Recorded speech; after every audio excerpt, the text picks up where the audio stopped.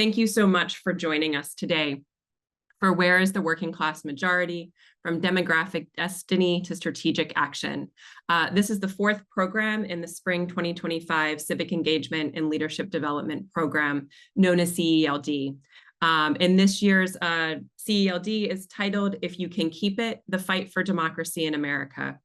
I want to extend my deep appreciation to Alethea Jones, Director of Civic Engagement and Leadership Development, for all of her work conceptualizing and organizing this year's programming, to all of the speakers who have participated in these important conversations, and to my SLU colleagues Stephanie Luce and Samir Sante for guest facilitating a session of CELD this year. Before I introduce Dr. Alethea Jones and turn the program over to her, I want to share info on a couple upcoming public programs at the Murphy Institute and CUNY School of Labor and Urban Studies.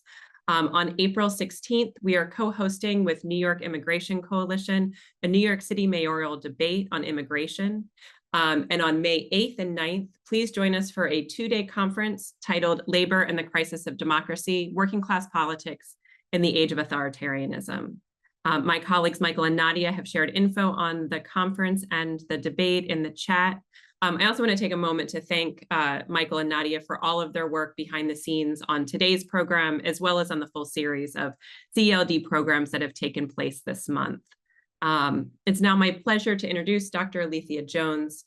Alethea joined SLU as a distinguished lecturer in labor studies in January of 2023. And she serves as the Director of Civic Engagement and Leadership Development at the Murphy Institute.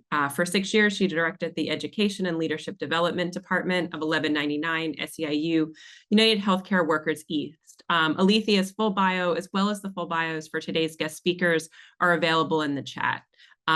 Please join me in welcoming Alethea Jones. Thank you. Greetings, everyone. Thank you for joining us and joining the series, If You Can Keep It, The Fight for Democracy in America.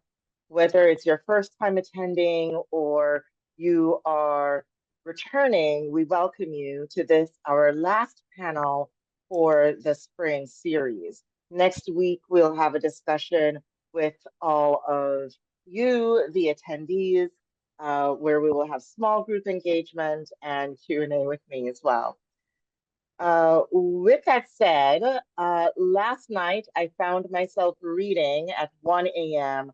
the latest executive order sent from the White House, and it is titled Restoring Truth and Sanity to American History, and it instructs the Smithsonian Institution and the Department of Interior to reconsider any of the changes that have been made since 2020 to how U.S. history is presented in those institutions, and to redo or remake how United States history is told. Every week that we've been together, there's been a new development of one sort or another. In this venue, we offer conversations that places a contemporary moment in historical perspective, and we analyze these political developments from the range of experiences that our guests bring and share with us. This event is open to the general public and free of charge. The Murphy Institute is a 501c3 educational institution, and today's discussion aligns with our purpose to facilitate informed dialogue with insights from practitioners who are dedicated to working class struggle. We can discuss political issues, but our speakers cannot instruct the audience to take specific partisan political action. We've received many of your questions, which align with my own questions as well, and we hope over the course of the entire series that we're able to address most of them. We've incorporated the questions that you shared with us when you registered, and we will spend the last 30 minutes or so engaging questions that are generated through this discussion. A special thank you to the Murphy Public Engagement team for their always excellent support. So without further ado, I welcome our panelists, Javier Murillo, Erica Smiley, and Alone Tran, as we discuss where is the working class majority from demographic destiny to strategic action. You know, for those of us who were around and active around 20 years ago, or I guess dare I say even 25 years ago, as we entered the new millennium, there was all of this talk about how this country would be a majority minority country by 2050. And it's a talk that generated a lot of anxiety, a lot of hope for some, and fear for others. And I hope it's clear now to everyone that demography is not destiny. Our decisions really craft our destiny. And particularly in a political context, large scale demographic change often is around far ahead of the people who occupy positions of power, and often the invisible positions of power. That tends to change much, much more slowly than the general population demographics of, of a country. So, with that said, I want us to launch in by learning more about your organizations and what they do and what they've accomplished that you'd like us to know about.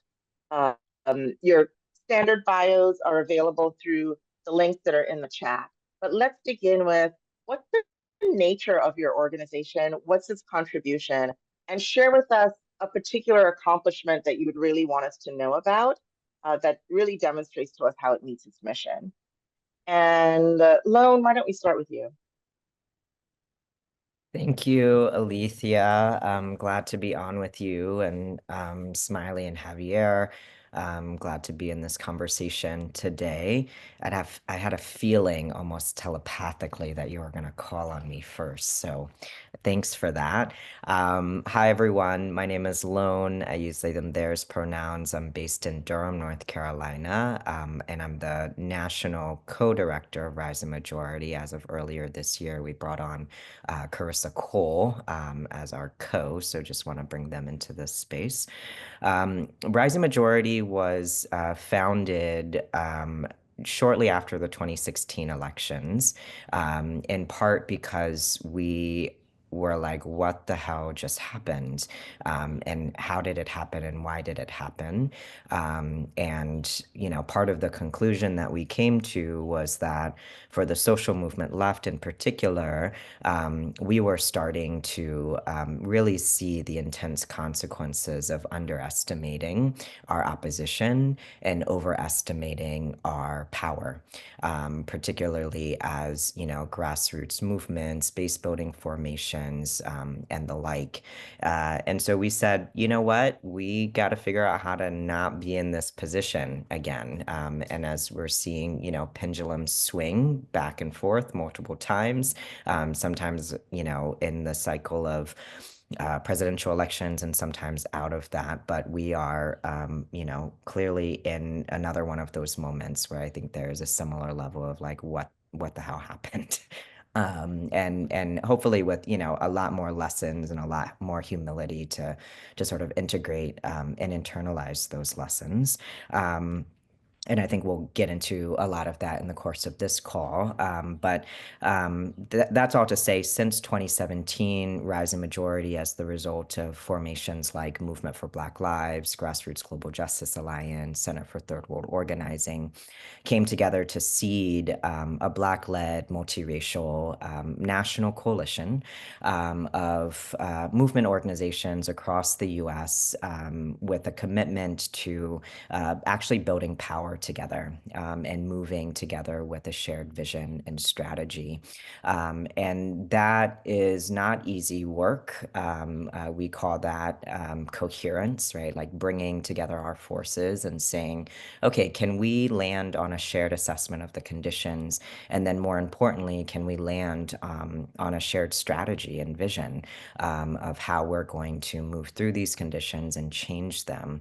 And so in the past several years, years, you know, a lot of the relationship building and trust building has happened, you know, through mass mobilizations, rapid response moments, internal political struggle with each other across our different sectors, organizations on some really critical issues facing our movements. You know, when we got started, our tagline was and still remains building an anti-racist left for radical democracy, right? And so making it really clear that our movements have a stake in constructing the democracy that we know that our communities need, and relatedly, the kind of economy that we know our communities need and deserve. And a core part of that is maintaining an analysis, perspective, and practice around anti-racism among, you know, all of the other components of our politics. And I'm really proud to say, even though in moments like this, it feels, you know, that it falls short of a lot of what we need to do and need to keep building, that by 2023, you know, our ecosystem of 75 organizations working at the local, national, translocal level across many different issue areas, geographies, constituencies, we were able to ratify a shared vision towards the year 2050. We were able to place ourselves on a longer horizon and say, you know, 25 years from now, this is what we want the state of the country, our democracy, and our economy to look like. And knowing that, you know, a vision alone doesn't get us there, right? Like magical thinking and saying, we hope this will happen is not usually the thing that makes it happen. And so shortly after that, we began a strategy development process, which we were then able to ratify with our membership last summer in St. Louis, right? And that strategy emphasizes the need for us to build 4 forms of power: social power, the ability for people to take collective action and be organized, governing and economic power, right? Essentially, what is the democratic control over our bodies, our land, our resources, the institutions that currently govern our lives, and narrative power, right? Our ability to actually not just tell the stories about who we are, but actually, but reconstruct the collective identity, right? That is rooted in belonging, solidarity, instead of, you know, the classic divide and conquer tactics. And I feel really proud about that because Rising Majority is multi-tendency. It's organizations that come from a lot of different political lineages and traditions. But we were able to come together and say, you know, the fight is so intense, and it's only going to get more difficult, that, you know, there's never going to be the perfect time, but now more than ever, we need to figure out how we organize ourselves across movement to leverage and aggregate our power in a shared direction. And so, you know, now there's a lot of work to figure out programmatically what that looks like on the ground, as is often the nature of, you know, coalition work, especially at the national level. But I'm grateful that we have had that because in the past, you know, year and a half in particular, we've been able to make decisions around the kinds of defensive fights that we take up based on whether or not it contributes to this longer term offensive effort to build power. So I'll stop there. And again, really, really glad to be on. Thanks, Sloan, for painting that very robust picture for us and just bringing us up to speed and up to date on the multi-year work of trust building, articulating a vision and a strategy together across 75 very diverse organizations. Quite beautiful. Javier, we'll turn to you now. What is the nature of your organization and what's an accomplishment you'd like us to know about? Yeah, first, I currently work for an organization called Movement Voter Project, and but I come out of base building work in Minnesota. Movement Voter Project exists to raise resources from progressive donors and get it to grassroots groups in states. And I, after spending 14 years as president of the local of SEIU Local 26 in Minnesota, moved into like this work. In part out of the experience that I've had here in base building and the lessons that we learned and how to build power. You might have heard like in the last 2 years about lots of progressive victories, policy victories that came in Minnesota, and there's one level at which the story was written in the political press as Democrats got elected. And I'm here to tell you that that's not the story. That's a tiny part of the story. The story is a deep story of organizing, an investment of over 10 years that our organization and others to create a labor community alignment. I think a lot about these days about when I've been a lot of Zooms and a lot of scholars of authoritarianism tell the advice that people often give for what to do in this moment. They say things like join a community group, get involved in a civic organization. The reason for that is that we know from different countries and different historical contexts that the way to fight authoritarianism is in being in relationship to each other, that the authoritarian needs us to be isolated from each other, needs us to be in our amygdalas, needs us to be scared. And the antidote to that is to be in relationship with each other. And so that is why it is so important that, to me, what I think there are organizations everywhere that are recognizing that the moment that we are in, that the boom and bust funding cycles of elections have created a situation where our best organizers are disincentivized from doing deep base building organizing because their resources all come in election time to do mass mobilizing. So and some of our best organizers and best organizations have been seen as the political class as simply cheaper vendors to get out people of color to vote. And what we know from the labor movement and what we know in deep community organizing is that what we need are vast relational networks of people who know each other, who are in relationship with each other, and who through those relationships have built relationships with each other to win big, to ask for bigger things. That is the experience that I've had of the labor community alignment in Minnesota.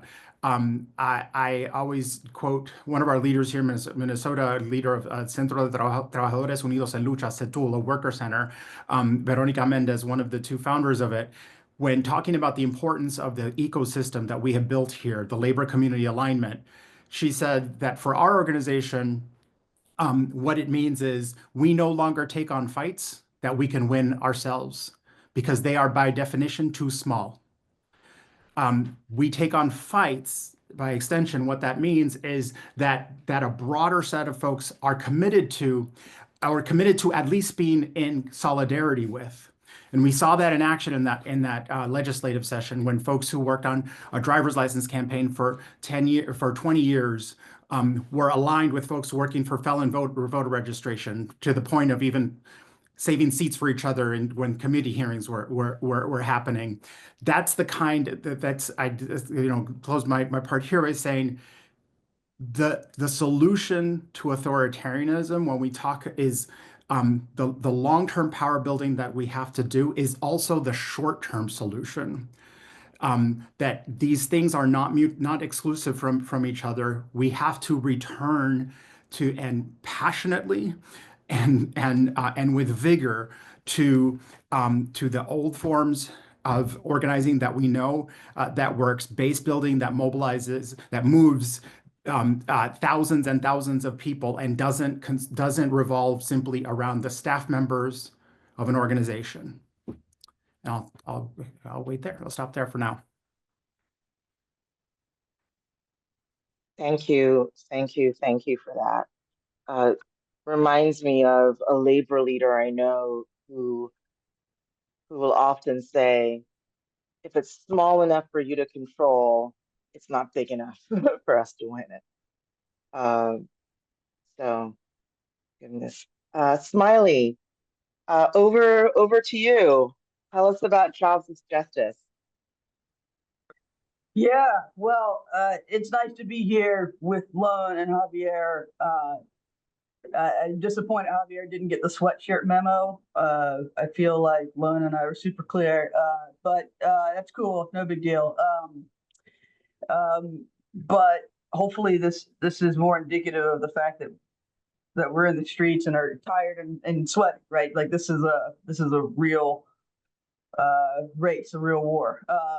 And I guess what I'll say, I'm trying not to be too cranky. I've been like more of an Eeyore lately. I bring us down to rock bottom so we can bounce back up. That's just take that when you hear what I have to say, know that's the goal and the desire.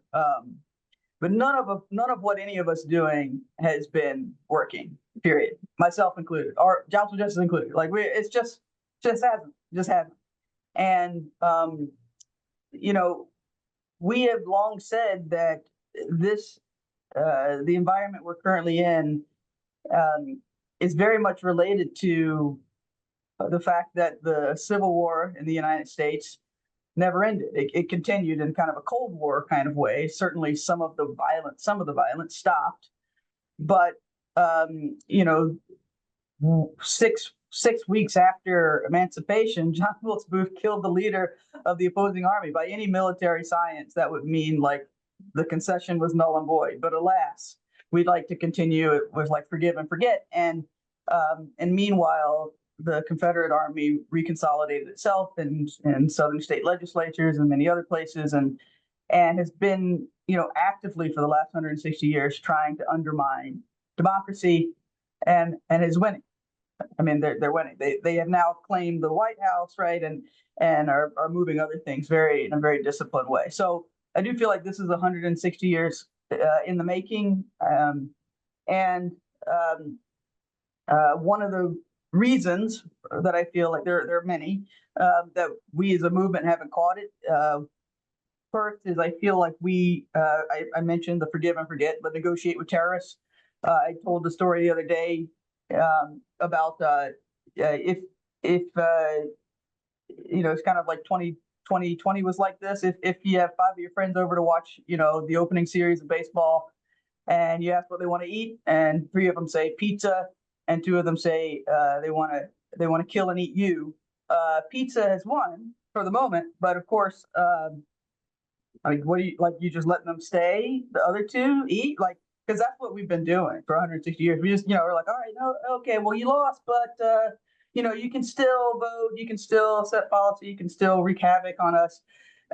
You know, and we're always like, you know, trying to talk across the aisle and have like a middle ground with people who, you know, would rather see us on a slab of bread, you know. And so I think that so that's one mistake, that we negotiated with terrorists. And then I think additionally, and this is where I'll actually say the bit about my organization, is that we have assumed that democracy was just like a political project, like it was just about voting. And it's not to say that voting isn't important. It's very important. We've died. My people have died just to be able to vote. But it's more than that. And in fact, just to go back again to the 160 years ago, with the last moment that the country was facing the opportunity to build a multiracial democracy, to integrate formerly enslaved population into society, into the citizenship, you know, you can look simply at the constitutional amendments that came out of that and see how we frame the pathways to democracy. The first one, the 13th Amendment, was the first Reconstruction Amendment, and then it was the Labor Amendment to abolish slavery and forced labor. And then the second one, the 14th Amendment, started to define citizenship, and the 15th started to define voting and suffrage. And you know, somehow this movement for democracy has kind of been centered on this movement just for suffrage and voting. But meanwhile, all of us who are fighting for majority decision making economically, fighting for citizenship, and fighting for voting, all of that makes up a fight for democracy. So Jobs with Justice is a national network of community labor coalitions that is designed to expand the ways in which and the number of people who can organize and collectively bargain, with collective bargaining being seen very squarely as one pathway to exercise majority decision making in our workplaces, in our industries, in our sectors, in our labor markets. And we do it by operating at the intersections, not just because of some moral or even left ideology, despite many of us having that. We do it because that's how we win. That actually not centering race, not centering gender, not centering people's lived experiences as whole people and just pretending like they're just workers and that's how, that's all we can relate to them as, is the key to how we lose. In fact, it's the key to how we've been losing many, many times over. And in fact, the glimpses of hope that we have are when our movements, our institutions, our people have come together across lines in ways that allow us to overcome those barriers that only benefit capital. I think and then the third thing, and then I'll go into things, accomplishments, but I think that we've allowed this conversation about what democracy is to be vague, as opposed to just being very clear. Like democracy means like, the majority gets to have some pathway to weigh in on decisions. And of course, there are different forms of that, but that our opposition is actually opposed to that there are people who actively think that's a threat. They would rather see a liberty and profits for the few over the, majority decision-making of the many. They want to socialize risk and privatize benefits. We want to do the opposite, right? And we've allowed this narrative that if the richest among us are doing okay and their companies are doing okay, then that means democracy is doing okay, when in fact it's the opposite.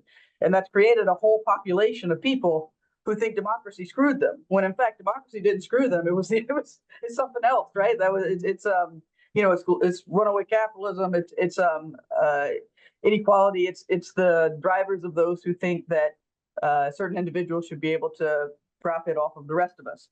And so, and that's not just a U.S. Dynamic. That was the dynamic of free trade globally. It was the dynamic of this idea that people had to open up their economies in order to democratize, when really what that meant was to make it easier for certain industries to make more money. And all of us suffered from that. And thus the confusion that we see here in the US, even within the labor movement, because our opposition is very cunning and very sophisticated, to again frame this notion of isolationist and nationalism, and cutting off free trade, not necessarily replaced with fair trade, but to just kind of isolate, can easily divide and confuse the labor movement.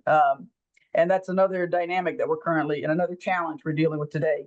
I just like to remind people, right, that the Nazi Party started as the German Workers' Party, and we're in that kind of period. That's the threat that we have to manage to help people see their shared interests with us, and not just what feels like immediate relief or feels like immediate support, while everyone else, at least they're over there, getting put on the trains to the camps, but I'm okay because of A, B, and C, right? That's the nature of the crisis we're in. Everyone feels some kind of precarity. All right, so on that low note, to bounce us back up, right? So in terms of the accomplishments, right, I actually feel really excited that our organization and our many, many partners, because I agree with what Javier quoted Vero saying, if we can do it by ourselves, it's too small. That we recently launched the Labor Institute for the Advancement of Black Strategists earlier this week, actually, at Clark Atlanta University. It's the first sustained labor center at a historically Black university, only the second really in the South, depending on if you count. I don't know. We'll get in. I won't get into that. But I mean, FIU is holding it down. But the point of it, not just being another labor center or labor studies or labor history, but actually being a center focused on democracy, with labor as one of the core frameworks to get there. And so it's been housed out of the W.B. Du Bois Center for the Study of Southern Policy, and aligned with Du Bois's own framework for Reconstruction, and the need to have this multi-pronged path to have a healthy multiracial democracy, and to do it through the lens of Southern workers who, contrary to popular belief, have not just been sitting on their ass, but have actually been trying to build power in different ways, that certainly faced disproportionate exploitation and consequences for what they've attempted to do, but actually have a vision for something that's not just getting back to, say, the New Deal, bless it, but is actually helping us to imagine something that we've long wanted, a 21st century democracy that we can all kind of see ourselves in. And so in many ways, that's the hope. That's the hope of this center, but also the hope that I'm carrying in general, when I talk through some of our campaign-based accomplishments at Jobs with Justice, which is to say, campaigns that may not look on the surface like a workers' rights kind of campaign, which is like, a framework in itself that kind of silos us off, but campaigns that take on kind of the root contradictions of what's happening in this moment. So our coalition in DC, for example, just, they're getting their butts kicked. They're out here every day, but we got to celebrate when they can, right? Because they just, kept the administration, at least for now, out of the DC budget. It's power grab, trying to basically take control over the $10 billion that DC's local tax base generates and have the administration control. We're in a moment where our opposition is trying to centralize power in the executive office. That's Project 2025. That's dismantle the administrative state, give the executive all the power, right? And so, we see these fights between Trump and state governors like Maine, like between DC mayors, and through mass mobilization of federal workers and many other people, we were able to beat that back. But the last thing I'll say here is that, again, this tendency of ours to focus primarily on policy and voting and things like that also has ignored where a lot of the battlefields are. It's ignored how companies govern themselves. A lot of companies govern themselves through various labor and consumer markets. That's how their structure works. That's a place where we should be vying for power. A lot of companies have long governed themselves in these industrial frameworks. That's a place where we should be vying for power. These are all theaters of battle. These are all sites of struggle that go beyond election day and go beyond lobbying any state, house, or federal government. And so, I'm excited to say we've been building base in a lot of these places, whether it's targeting companies like Amazon or targeting industries like heavy metal manufacturing or auto manufacturing or semiconductors or chips, but trying to get to the places where winning means far more than just some standard setting for the people immediately in that area, but actually could set standards and set precedent in the economy overall and in democracy overall. So I have a lot more I can contribute, but I know we want to actually get into discussion and also hear some questions and stuff. But those are the things that actually make me hopeful in this moment. It's like, okay, well, finally, maybe more people can see we're at war. It doesn't look the same, but we have to fight like it's a war, and that you don't just win things and lose things, but we advance, we protect, we yield certain things. We're going to lose some things. We neutralize and we disorganize, and we have to find out, we have to be strategic as a movement about where our energy is in doing all of those things. Drop the mic, Smiley. Drop the mic, Lone. Drop the mic, Javier. Your initial answers have laid such a powerful groundwork for this conversation. I invite you to engage with each other. I mean, there are a few things I want to lift up before I lay out the next question. And Smiley, that you took it back to 1865, when most analysts take it back to 1965, really sort of offers a different perspective about what is at stake, right? And that's the nature of the society and the social vision that we have.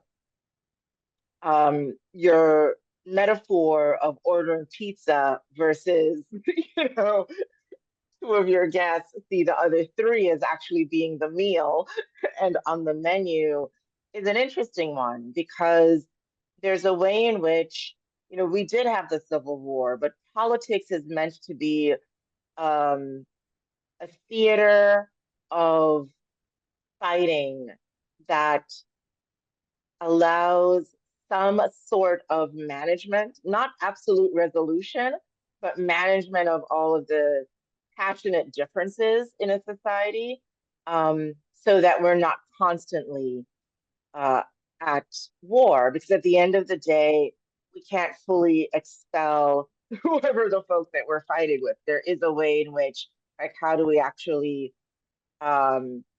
live together? And it's a really, really, really tough question. When you talk about the political system that we have, I went to school in Harlem, and there's a saying in Harlem that goes, romance without finance has no chance. And that came to mind thinking about the political system we're in, where we get to vote, but behind the votes is all the money that it takes to select candidates, to run candidates. And if ordinary people, you're pulling a lever, right? If there isn't something about how folks are actually financed, it's hard to have um, a genuine choice and a genuine democracy. Um, and we find over and over again that major interventions like NAFTA, like welfare reform, like the response to the 2008 crisis, right? All places where I think working class folks voted for Democrats, wanting their issues and their concerns to be represented and protected in the policies that get formulated. We find that the policies that get formulated are very much ones that are almost handed to us from the Republican side under a strategy of co-opting their agenda. So the last thing I'll say before getting to the question is really your call for us to have a new vision rather than looking back to the past. And that is a really, really big call. And it really speaks to the theme of this series, right? If you can keep it, which is something that Ben Franklin said coming right out of the Constitutional Convention. And what they created was not a democracy, right? They created a republic because they did not trust the masses to actually vote. And the republic is a representative democracy of a sort where the elites are the ones who are elected and get to make decisions. And really, there's this invitation of saying, can we pursue a different social vision, right? Where working class folks have much, much more to say. And so the next big question I really invite you all to respond to is, where was the working class in this election, right? When you look at the election results and you analyze what happened in your state, your region, the country, or indeed in the world, what do you see in terms of the behavior of the working class and the prospects for governing and governance in ways that can actually meet the material needs and the emotional needs of the working class? Javier, why don't we start with you? Sure. I think so. First thing I want to say is that there were a lot of hot takes after the election. That have been sort of gelled into a common wisdom that tells a story that the biggest swing was amongst working class people of color in particular, and working class people, men of color in particular. And I would ask us all to pause and think about the assumptions there, and think about the story that's being told, and then let's analyze what really happened. So we have a lot of white pundits, especially in the liberal side, essentially trying to find an explanation, and finding their explanation in somehow in a way a bit of blaming people of color, unsurprisingly. But what so first, that we don't actually have all of the voter file information. So let me just put that on caveat, because that's very slow and happening. We have a lot of it that has come in. Where those swings happened most dramatically, unsurprisingly, are places not in battleground states, but elsewhere. In battleground states where there was investment, those swings were much smaller or even not present. Which is to say, what we have seen through the Trump years, and there have been some of us sounding the alarm for a very long time. If you think of like Florida in 2016 and Florida in 2020, I was doing text messaging into the Latino communities in Florida, and these were supposed to be lists that were friendly to progressives. And the conspiracy theories that were being like unprompted coming back at me. And I don't remember if it was 2016 or 2020 that late in the election cycle, people suddenly realized that the El Nuevo Herald, the Spanish version of the Daily Herald, had been publishing the Prodigals of the Elders of Zion, like a historic, like just old anti-Semitic text that part of the global conspiracy control, like Jews controlling the world. That sort of narrative was being, and no one noticed. And I mention these things to say that the right has been organizing, has Latino men has been buying up radio stations. Steve Bannon bought up radio stations across Arizona that target Latino men. And so it should not be surprising to us that when the Democratic Party's assumption was that demographics is destiny, and the right, which is to say, like, right, I heard a presentation recently about someone who talked at the end of 2023, heard a plan for the Democratic Party. It's planned for 2024, and it consisted of in the Q1, study and learn about white men and figure them out. Q2, study and learn about white women. Q3, study and learn about youth, implicitly white youth. Q4, turn out people of color. That has been the model for a very long time. In terms of our, like, to go back to what Smiley is saying, we have focused so much on the electoral in our politics in this country that what we have facilitated and encouraged this world in which people of color we are seen as bodies to mobilize at the last minute, because of course they're going to vote the right way, not worthy of being organized, not worthy of being invested in. So where was the working class? Largely at home. The biggest gap that we have is that progressives lost to the couch. That that is, again, for those of us who work in working class communities, not surprising, right? When folks are disempowered by a political system, there's not an incentive to think, well, of course I'm going to vote because that vote matters. If you don't feel your vote matters, so disempowered communities don't vote in the same numbers that empowered communities do. So my first answer is to say that the working class was many not participating, and where where people were in relationship and organized with fellow progressives, they came along with us. In states that you have an outlier results, you have in North Carolina and Minnesota, for example, that loss of votes was less so, and where we ceded territory to the right, unsurprisingly, we lost to the right. This to relate it back to like just the work that we all do. To me, it always comes back to the importance of base building organizing. And by the way, Smiley, the only reason I didn't, it's funny because I noticed the lack of hoodie too.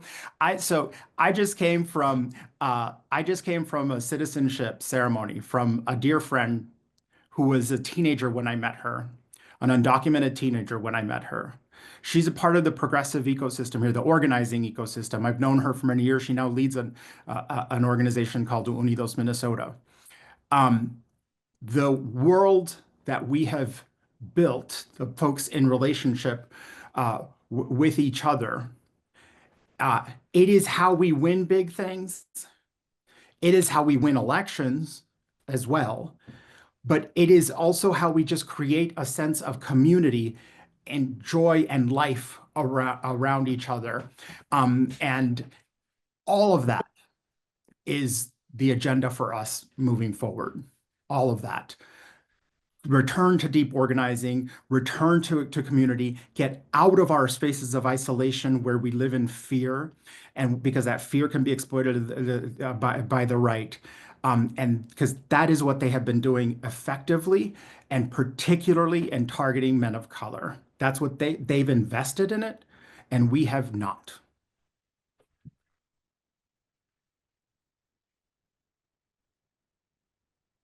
Smiley, over to you. Yeah, no, I appreciate what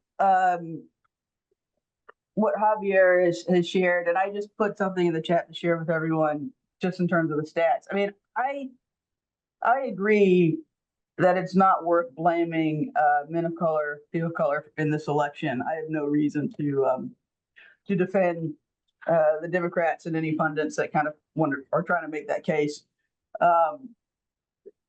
At the same time, I think that there's more to it than that. I think your earlier point about assuming BIPOC communities were like a monolith, or assuming the demographic change was going to save us. I mean, again, I grew up in North Carolina, in Greensboro, and I grew up in a place heavily gerrymandered, 2% union density. I've long known that the minority, the anti-democratic minority, has never needed a majority to rule. And in addition to that, when we think about the population of the country and where people are coming from, this identity of even being people of color sometimes is not an identity people hold back home, depending on where they came from. And people often vote with their aspirations of what they would like to be. And so the Republicans and the right have been presenting this one particular version of how people might aspire to live, and certainly be better than the rest of us who are getting stepped on. And that's we haven't necessarily done enough within our work to make that a part of our fight against white supremacy. And I think we've overgeneralized this, even in the idea of racialized capitalism and some of the modern thinking that's come up in the last few years, like overgeneralize the us versus them in a way that is not helpful and doesn't actually align around our shared interests or our shared aspirations.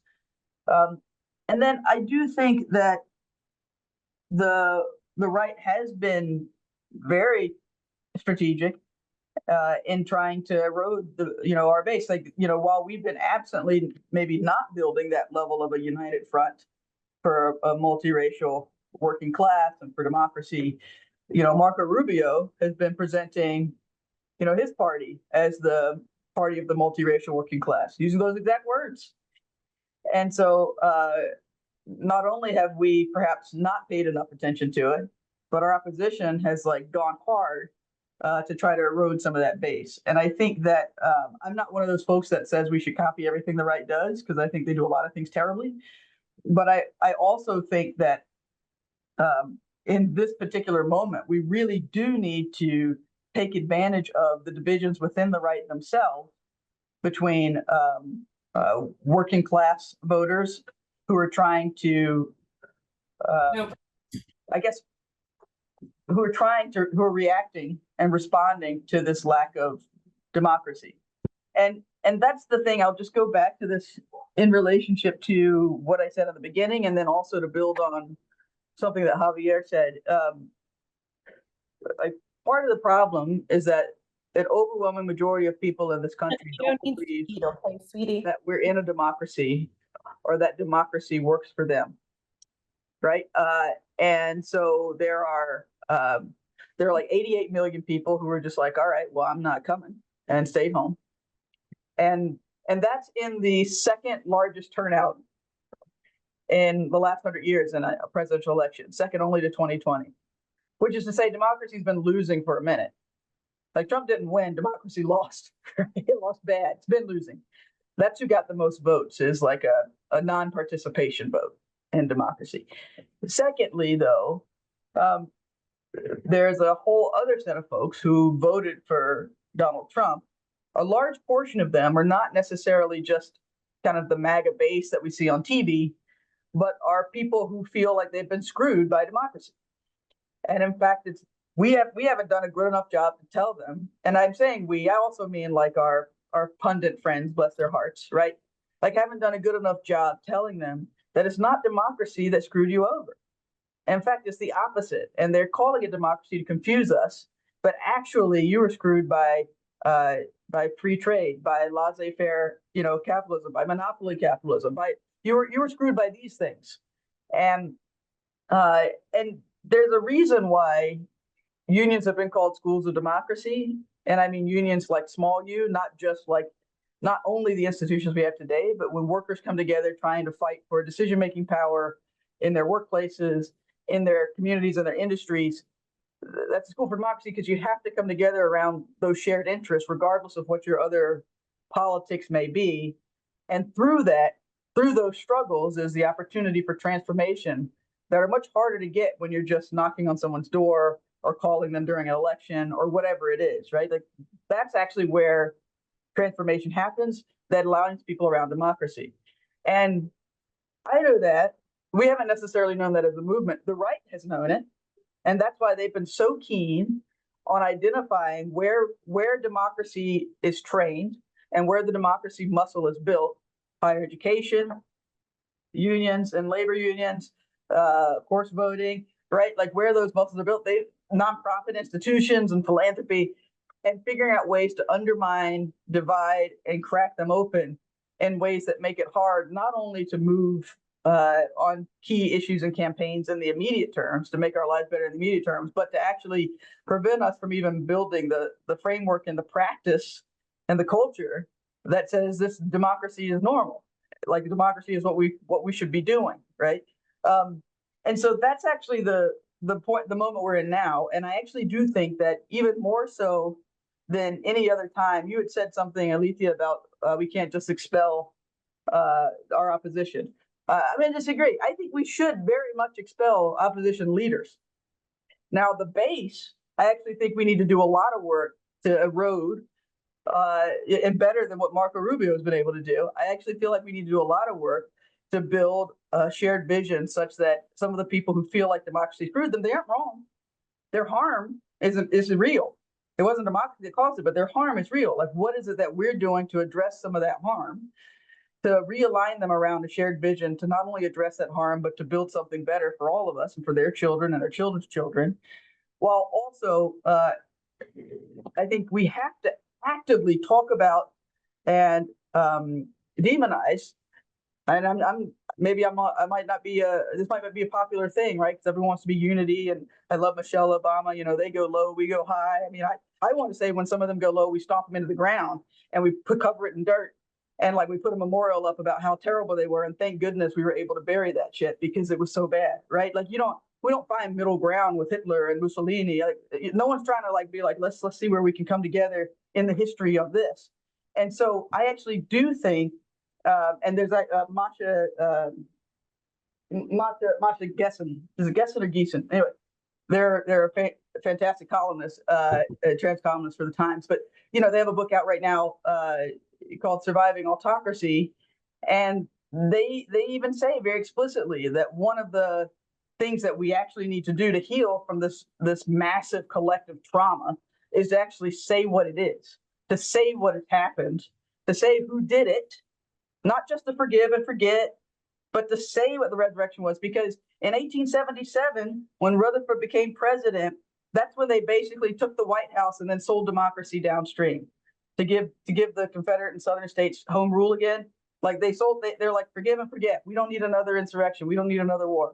That's what Biden did in 2020. Forget the insurrection. Look, forgive and forget, right? Like we got the White House. We can fix this. That's all we need. But that's just the Citadel.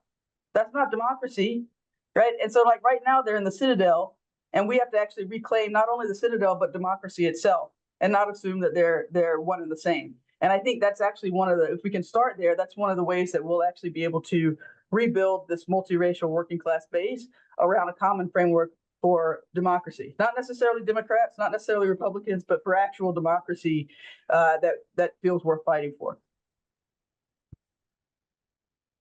Smiley, there is a lot to chew on. Thank you for that. One of the things you mentioned that a member of the audience has picked up and would like you to elaborate is the divisions in the right that you think we actually can um, utilize to strategic advantage.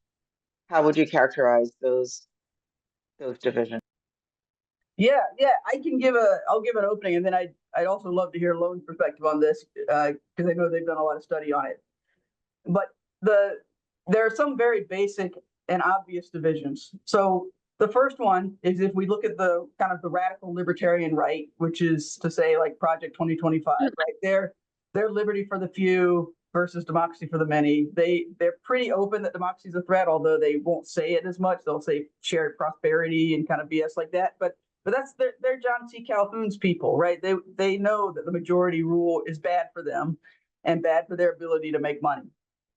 And so they're certainly like in power right now, but they're in conflict with a more populist right, of people that are just angry about being screwed over the last however many years. People who may have been with Roosevelt a generation or two ago and are now like squarely with Trump. That's a different base of people, and frankly, they don't particularly like the business right. Like Elon Musk, bless it, like they are not they're real confused about this situation because they thought they were voting for a good old boy, and meanwhile, you got this very very wealthy South African like in power in the White House, like just tearing up things, just breaking things.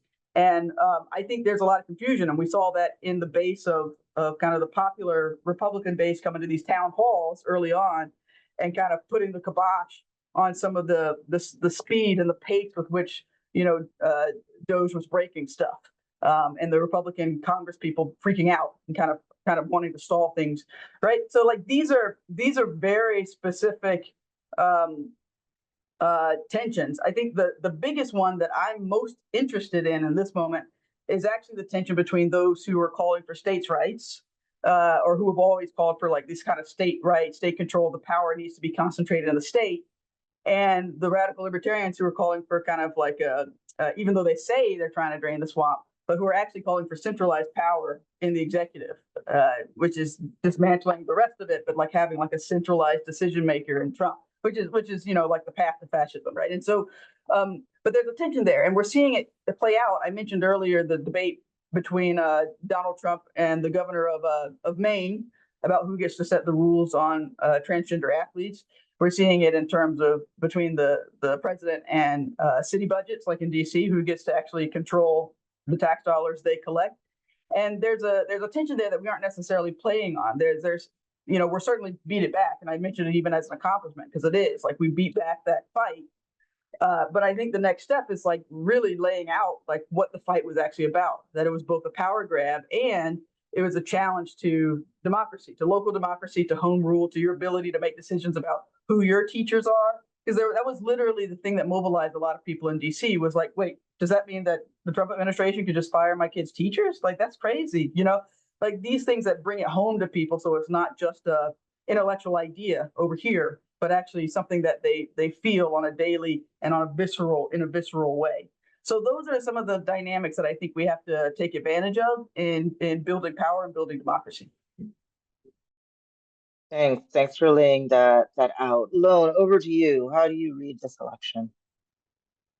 Yeah, I mean, I think both Smiley and Javier have covered some really important parts of it. And I think one of the things for us to really be aware of to try to keep the door open and, keep hope alive, if you will, is that most people are not as ideologically consolidated as they are being presented. And if anything, what has resonated with folks in this last go around, and that's also how you get the like Bernie to Trump pipeline, was that folks were looking for an anti-establishment, person, right? They were looking for an anti-establishment champion who's like, yo, this shit is not working.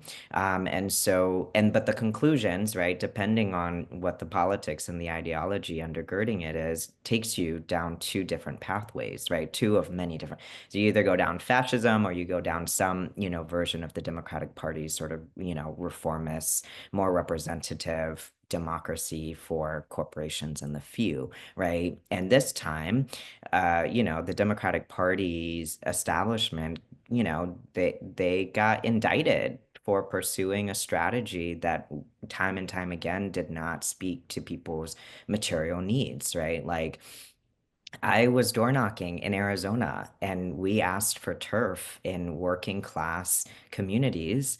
And we were walking around neighborhoods where, these houses are multi-million dollar homes. I'm knocking on doors of folks who are like, yo, we got knocked on 4 times today already. Right. And so just to like give some insight into how the Dems decided to go this round, right? That in these critical places where there is an opportunity to try to struggle and reach folks who are voting based on, the price of eggs, for example, it's a real thing. It's a real consideration. And now we're in a situation where,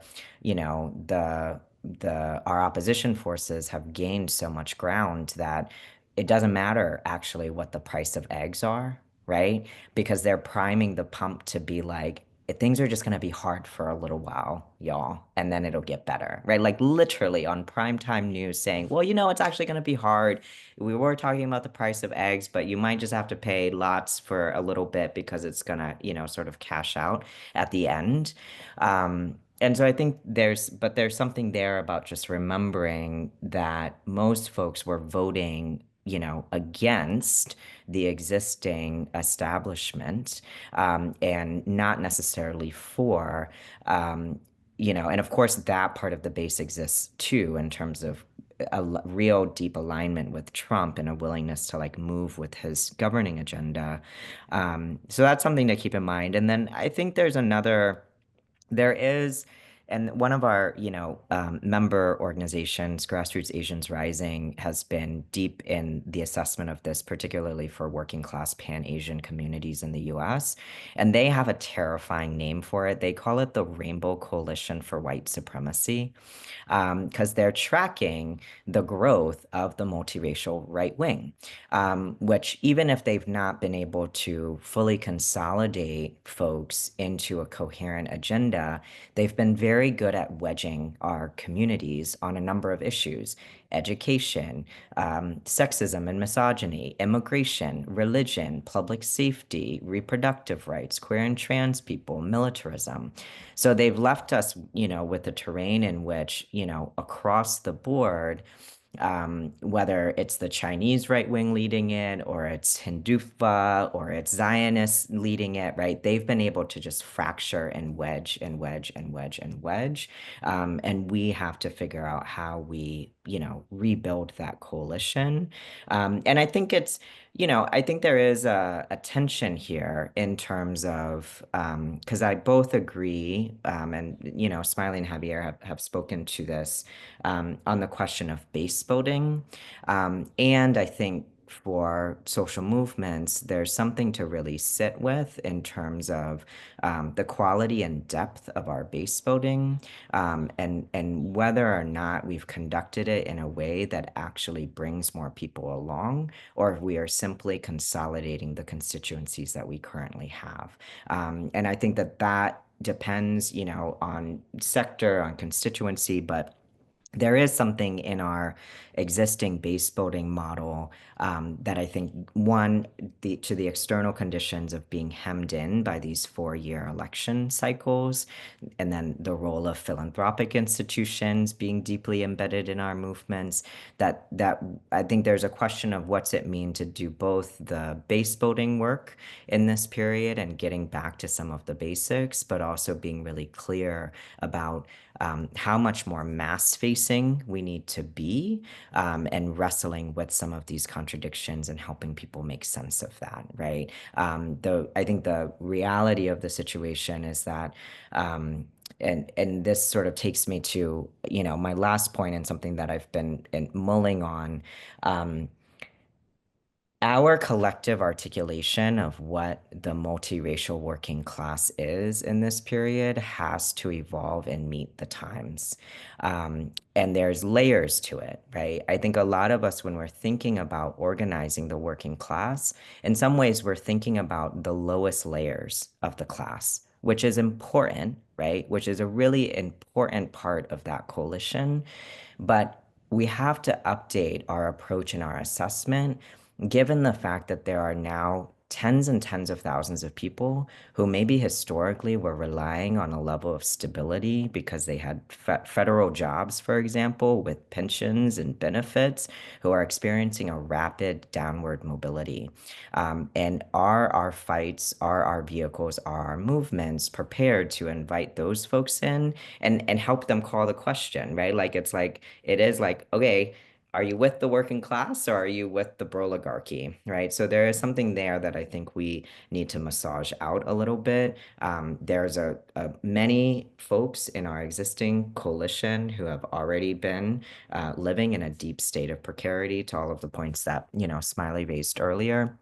And now we're entering into another wave where that is more widespread, and how we make meaning of that and how we sort of tell the story of that, I think, is going to be really critical in terms of the choices that people will make. And I think the Bannon versus Musk piece is probably also one of the highlights in terms of the divisions, right? Bannon positioning himself and appealing to working class interests by being like total right-wing populists and all kinds of names that he's calling Musk, right? And his deep critiques of the oligarchy. And we should be tracking that they are also building their own, working class coalition in this terrain.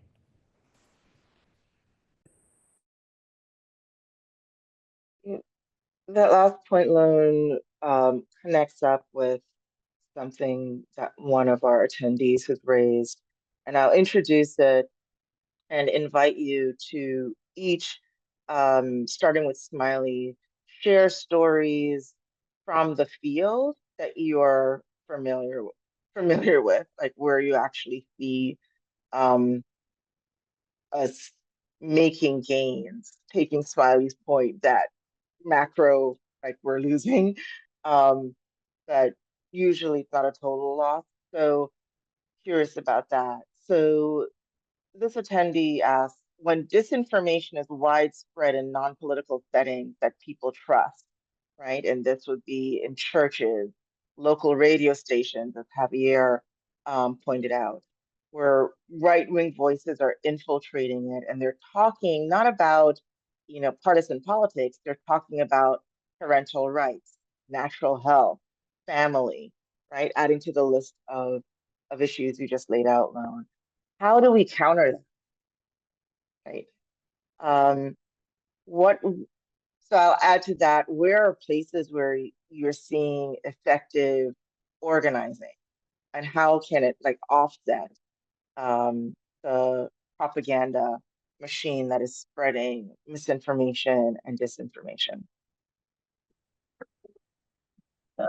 You want to start with me? That's what you said. It's risky. Let's see here. So, in authoritarianism, it's going to be this is about to be this. It's about to be misinformation up the wazoo and outright lies. Like even all the way about the weather at the inauguration. Just going back to Masha, right? They call it like a bully lie, right? It's like there's a lie that's like could be factually corrected and quickly falls, and there's a lie where really the point is to get you to choose sides. And that's basically what's behind all the misinformation, is to get you to choose sides or to make you so confused that you won't act at all. Again, going back to our organizations, big and small, that's where we're going to have to start being more rigorous about sharing information. But I want to I want to give this caveat, and this is why I said this is risky to start with me, but facts are, that's so yesterday, y'all. I mean, I know, right? But like, that whole the truth will set you free. I mean, like, that's a myth. Sorry, just like pulling yourself up by your bootstraps. Like people aren't voting on facts. Even the price of eggs, as Lone was just saying, it's like that's not actually what's driving people. And so, the misinformation, I like to think of it as dust. If we just to keep with my military metaphor, and if you're a pacifist, I apologize. I use a lot of them. I'm not a pacifist. Like if we're on a battlefield, our opponent could kick up a ton of dust while they're then shooting, their primary target, whatever the general. And that's what I feel like a lot of this misinformation is. And it's not so much something that we should correct. You don't try to pull all the dust down.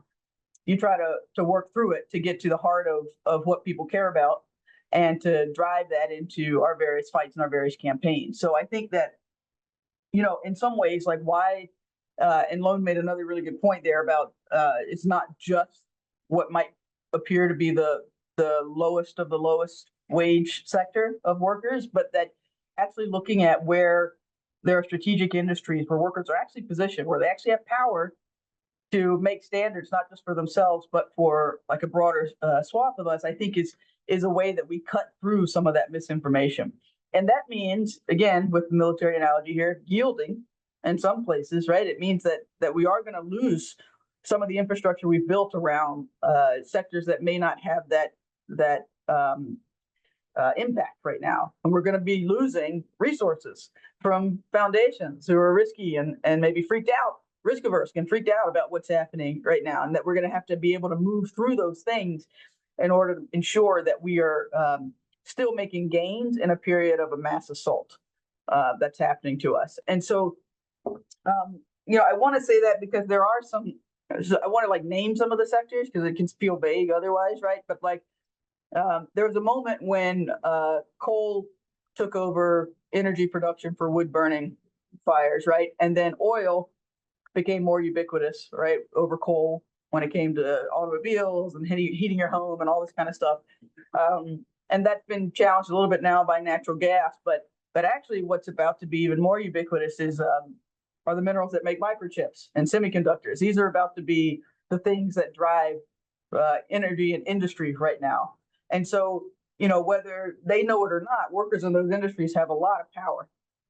And what it means for us to then be able to support them and organize them and the communities and labor markets that they're in could have a significant impact far beyond, like a community benefits agreement around that place could have far more impact than say winning it just say with another set of workers in the service sector, right? So, and that's not the only, that's just one example of many, right? We could talk about data centers.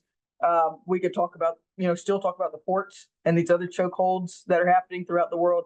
But to be able to look at things through the lens of strategy and tactics of how we're going to advance our vision for democracy, make it real in the world through the practice of these shop level fights and community level fights, but that tell a much bigger story, I think is the only way to get through misinformation. I have no interest in fact checking anybody. Let Rachel Maddow do it. It's not my job, not my chair, not my problem. Our goal is to try to cut through it to get to the heart of the matter of what people care about. Thank you for that. Lone, you're up. Yeah, I agree with Smiley on this. I was just writing down facts don't really matter right now for folks. It doesn't, and it actually doesn't get to the, both from I think from a strategy standpoint, a power building standpoint, that I think is also deeply an emotional question, right? That like when we're facing society and here is a wide swaths of society acting in defiance of their fundamental self-interests, there is an emotional question here, and for some perhaps even a spiritual question that no level of facts reports will it's not going to convince them, right? And I think in some ways that is part of the organizing brass tacks of like when we're meeting people, we know that if someone comes to us and we can already anticipate disagreements, the place that we start at is not, well, I'm going to try to refute all of the points that you make, right? And I think that that is in part, some of what folks have also rejected in 2024 and over the past, decade of time, the perception of the Dems, and sorry to keep harping on them, but that's just part of the reality. They've been identified as elitists, and not because of their corporate interests, which we have a duty to reveal. They've been identified as elitists because they make people feel stupid. Like that is actually, which is goes so much deeper than, well, no, the Dems are actually elitist because all of these corporate interests. Nobody cares about that. People are like, yo, Kamala Harris makes me feel dumb. Like they don't care that she spent $50 million on a Beyonce concert. They should, but they don't, right? So there is something there just about a reset of our orientation to what it means to organize with folks in this period of time. And then to engage people in real work, in meaningful work, right, with each other to restore the social ties, I think, right? Like, and that's the piece about little d democracy, that folks have spoken to is part of, part of the group assignment here, is creating the spaces where people's social ties can actually be restored and strong enough to be leveraged against the opposition that we are up against. And I think very tactically, there is something to be, thoughtful and mindful about in terms of, I think there's some things that are just sort of basic narrative and comms things that are like, yeah, let's try not to repeat what our opposition is saying all of the time, right? Right now, they're trying to deploy the Alien Enemies Act. Let's not repeat that, even if we're refuting it, right? You call it something else. So there are those basic things that I think are still worth it. But in terms of putting all of our energy and efforts into a back and forth, like leave the fact checking to like New York Times, like that probably is one of the better things that they can do in this period of time. And for a very small, probably also elitist coded audience, right? It's not going to reach our folks anyways, but yeah. And can I just build on something Lone said? Like there is something about organizing in a climate where there's massive trauma and PTSD. Like people are acting on emotions in a way that's perhaps unique to what we to like our I guess to the tradition of organizing that I came in, right? Like how do you actually organize people who are not like the thing that's helping to govern their decision is not even the word coming out of your mouth, but something more fundamental or visceral for them. And so I do think that I'm certainly anxious about the fact that we don't have a lot of trauma therapists or advisors that go beyond individuals as opposed to like collective trauma. I mean, and anyone who's been to Israel Palestine knows it's like one container of trauma, and like you can't just like approach things rationally or objectively in that space. We have to address people's harm. And so I think it's a growth curve. I'll speak specifically for our organization, but I think for our movement as a whole, it's a real learning curve for us to try to get to the place of addressing that harm and not just refuting the facts. I can say something like to add on to this. I think that often we hear from I hear this like, well, their story is simpler and ours is more nuanced. And I feel like that we're being too kind to ourselves when we think that there's nothing simple about what they're doing. There's nothing like the ways in which they're attacking are actually very complex. And there's no reason why we cannot speak in stories. The stories move people. I think like very often the tendency on the left, and I think there's some brain science around this, we approach problems with a recipe And they're like, no, oh, no. Like, if I just explain all the steps to this, then you will see, The other side approaches with a story that hits them in the gut, that hits a person in the gut. And the story that hits you in the gut will always win. So to the question about, the disinformation ecosystem, the thing I'd say about that is that a lot of what looks online as organic, things that go viral, things like that are actually there are agencies there's a science behind that, and there's money behind it, and the right has been investing heavily in that. If you just start a burner account, get a burner phone and start a new account, and just put in the demographics that you are a young male, the things that will be fed to you by the algorithm will get you down a right-wing rabbit hole within hours.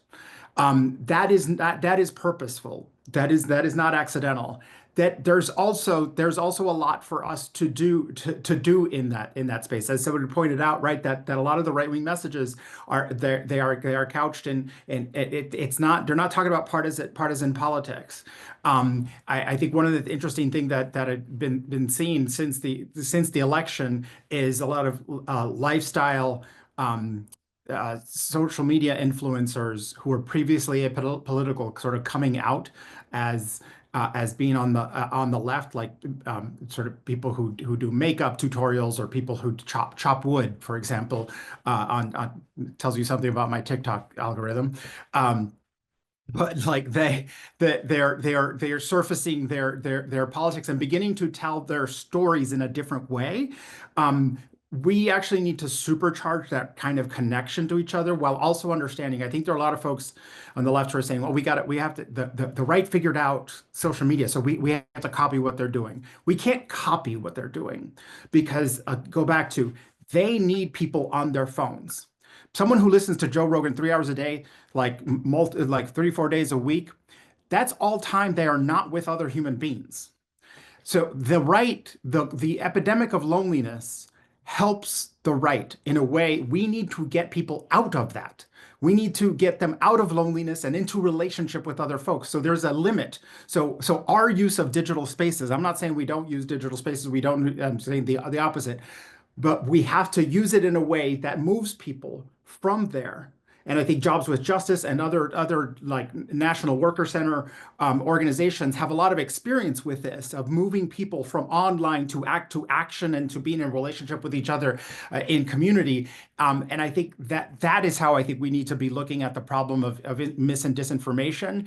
Is we need to create our own networks of relational storytelling. Stories are how we relate to each other as human beings. The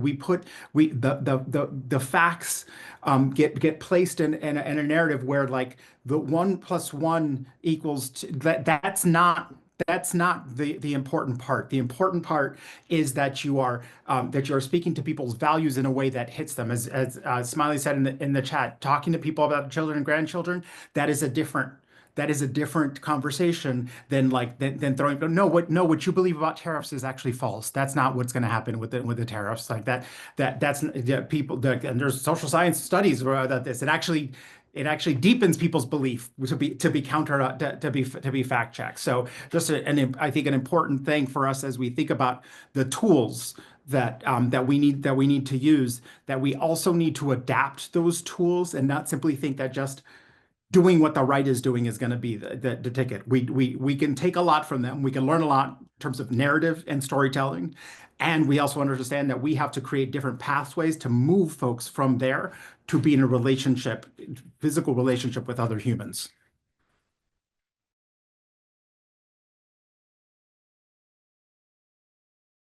We're in the last 3 minutes, and I think it's a really powerful message, Javier, of being in relationship and using the digital space differently. So can we keep it? There's a call for a general strike in 2028, but so much is happening on a daily basis.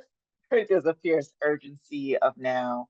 So wondering, as you take a minute each, what's your closing message to our audience about our role in building a robust, vibrant, and dynamic and genuine democracy?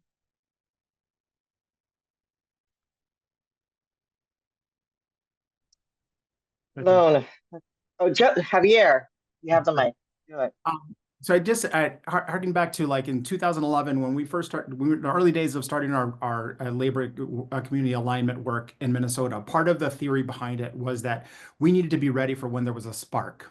There was a spark in society, and those when sparks happen, you are unpredictable. But what you can do is create containers through grassroots organizing, through relational organizing, to have the structures ready for when people are mobilized.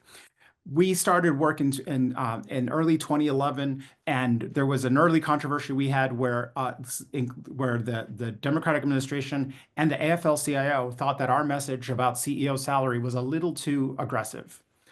That was months before, there was just a few months before Occupy happened. And Occupy changed the conversation in the country and I think in the world about income and wealth inequality.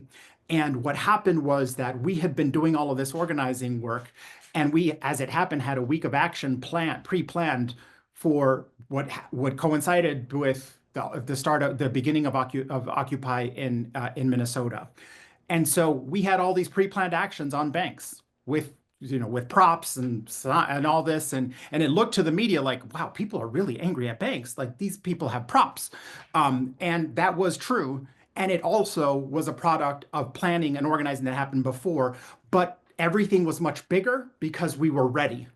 And I think that that's what we are called to at this moment. Why we say join organizations, be a part of civic society, is because these are the containers that, as these sparks, and we already see them coming out, happening. There are thousands of people, of white allies, showing up to raid defense trainings in Minnesota. I personally was at one of those trainings in Minnesota. I've heard stories of that happen around the country.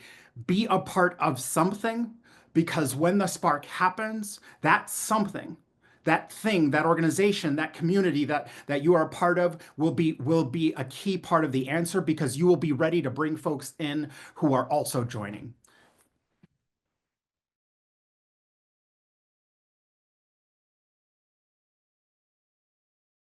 Thanks, Javier. Lone? Yeah, two things. And it lines up with what Javier just shared. I mean, I think we um right now have a little bit of analysis paralysis, and we have a tendency to overthink everything. And we want to answer all of the questions, and we want to understand all of the things about all of the things. And I'm glad that some folks are doing that. And I think this is one of those moments to not just get back to some of the basics, but also like balance out, our need for strategy with our collective instinct and our collective will and like our heart, like that is what's going to make good strategy move in this period of time. And good strategy right now is something that is about preparation, anticipating. They are cutting Social Security, they are cutting HUD, they are cutting Medicaid and Medicare. Where do we want to be, and what do we want to be doing when that happens? And how can our strategy bring more and more people along as that happens, right? And then the second thing that I will just say, because it's so much of Rising Majority's DNA, this is really, we have to lean into coalitions in this period. We have to figure out how to bring folks together around self-interest that then becomes collective interests. And coalitions, as we all know, are not easy. I think, Alethea, you and I were talking about the Bernice Reagan Johnson speech, in 1980 that's still relevant today. Coalition is not home. It will not feed you. It will not make you feel good. But coalitions come together because alone we will die. And that really is the reality of the moment that we are in. And so just inviting all of us to, to lean in, to move organizationally, and to also keep keep an eye towards, what's the bigger political project here that none of us can actually achieve on our own. And I tend on the optimistic side. We're gonna be okay. I mean, it's gonna be rough. We're gonna get roughed up real bad. And there's a lot of pain and suffering to come, and we're gonna try to mitigate that as much as we can. But our best defensive fights right now also have to intend to be offensive and build us for the long term. So thanks again for the chance to be in conversation. Molly, bring us home. It's hard not to just, cheer on what Lone and Javier just said. I mean, I love that last part. We're going to get roughed up, but when you get roughed up, victory is so sweet. It's from that bloody dude at the end of the MMA fight. Just like so glad we won the championship because, it's the best things that we're trying to achieve are not going to come easy, and those are in fact the best things. So, I don't have much else to add other than to say that it will be messy. Jobs for Justice, we like to say we do mess really well. We are a network of coalitions, and like Lone said, it's not just to feel good, but to like get into the mess and try to make something beautiful out of it. And this is a really, really messy moment, really messy, and it's not going to be perfect, but we just have to start where we are and keep fighting in that spirit. And then I think just to the question of this panel. And I'll close with this: is can we keep it? My response is, do we want to? Not to burn the whole thing down per se, but I mean, you said it, Alethea. Like it's founded as a republic. Do we want a democracy or a republic? Do we want? We know we don't want authoritarianism, but maybe this is a chance. Never miss an opportunity to take advantage of a crisis to build the thing we actually want in place.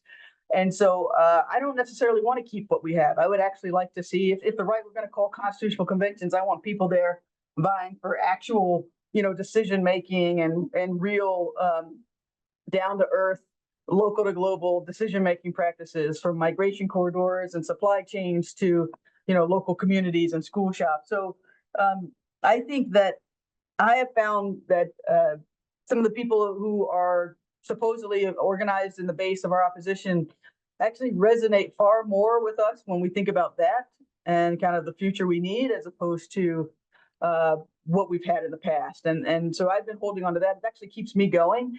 And I guess if I had to close with, if you want me to drop the mic, I don't know if this is dropping the mic at all, but what I will say is that the thing that when I feel the least hopeful, when I feel like really stressed about the world and, whatever latest executive order or tweet or whatever's come out, I think about how, my ancestors in 1850 could never have known that emancipation was going to come 15 years later, despite the fact that in 1850 it was like the Fugitive Slave Act. People were getting disappeared off the streets, sent to plantations as if they had, even though they had been born, free and all this stuff. And they couldn't have known. And so I actually find myself, number one, if they could go through that, then I can deal with this.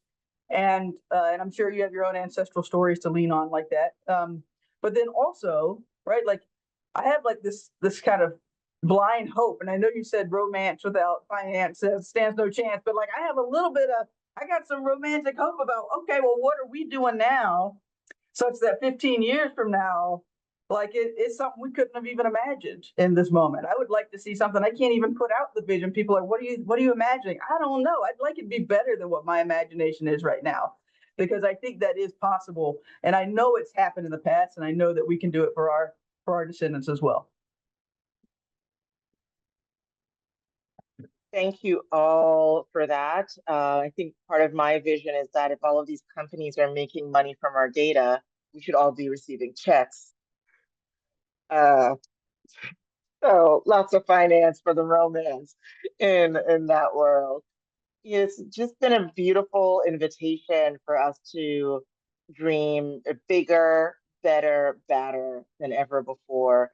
Thank you all for the human beings that you are, for the political work that you do, and the big visions that you call us all into. We're so grateful that we had this time with you.